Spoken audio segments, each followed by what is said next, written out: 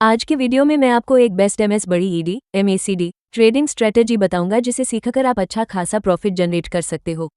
MS बड़ी ED traders द्वारा use किए जाने वाले एक बहुत ही फेमस इंडिकेटर है, पर बहुत से लोग एक मिस्टेक करते हैं, वो है एमएस बड़ी ईडी को सिंगल अलोन यूज करना, क्योंकि एमएस बड़ी ईडी रेंजिंग मार्केट में हमें कंटिन्यूअसली फेक सिग्नल देता रहता है, जिसके वजह से हमें भारी नुकसान का सामना करना पड़ता है।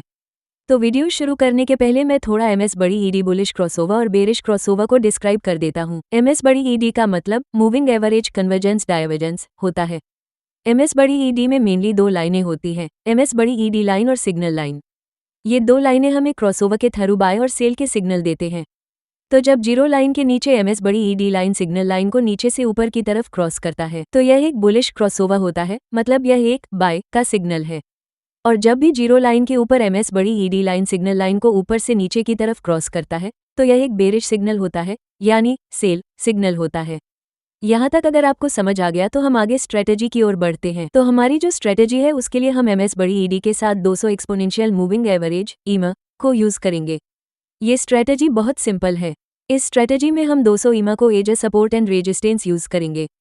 तो जब 200 EMA प्राइस के ऊपर होता है तो ये रेजिस्टेंस का काम करता है, और जब 200 EMA प्राइस के नीचे होता है तो ये सपोर्ट का काम करता है। आइए स्ट्रेटेजी को एग्जांपल की हेल्प से समझते हैं।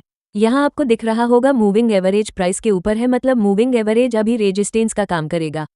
नेक्स्ट आपको दिख रहा होगा इस पॉइंट पर स्टॉक का प्राइस मूविंग एवरेज के पास आ गया है। यहाँ से पॉसिबिलिटी है स्टॉक का प्राइस यहाँ से नीचे चला जाए, तो कंफर्मेशन के लिए आपको वेट करना है एमएस बड़ी ईडी के बेरिश क्रॉसओवर का। अगर एमएस बड़ी ईडी में जीरो लाइन के प्राइस के ऊपर बेरिश क्रॉसओवर होता है और स्टिल स्टॉक का प्राइस मूविंग एवरेज के नीचे है तो आप यहां सेल कर सकते हो। एक और एग्जांपल देखते हैं। यहां आपको दिख रहा होगा मूविंग एवरेज प्राइस यहां कैंडल के नीचे है, इसका मतलब मूविंग एवरेज यहां सपोर्ट का काम करेगा। नेक्स्ट आपको दिख रहा होगा इस पॉइंट पर स्टॉक का प्राइस मूविंग एवरेज के पास आ गया है। यहां से पॉसिबिलिटी है स्टॉक का प्राइस वापस ऊपर की तरफ चला जाए, इसलिए कंफर्मेशन के लिए आपको एमएस बड़ी ईडी के बुलिश क्रॉसओवर का वेट करना है। अगर जीरो लाइन के नीचे बुलिश क्रॉसओवर होता है और स्टिल कैंडल यहां प्राइस मूविंग एवरेज के ऊपर है तो आप यहां बाय कर सकते हो। जो हमारी नेक्स्ट स्ट्रेटेजी है उसमें हम एमएस बड़ी ईडी को प्राइस एक्शन के साथ कंबाइन करके यूज करेंगे। वीडियो को कंटिन्यू करते हैं। यहाँ आपको एक डाउन ट्रेंड दिख रहा होगा, स्टॉक अपना लोअर लो और लोअर हाई बनाते हुए नीचे की तरफ जा रहा है। क्योंकि यह एक डाउन ट्रेंड है इसलिए हम ट्रेंड लाइन प्राइस के ऊपर ड्रॉ करेंगे।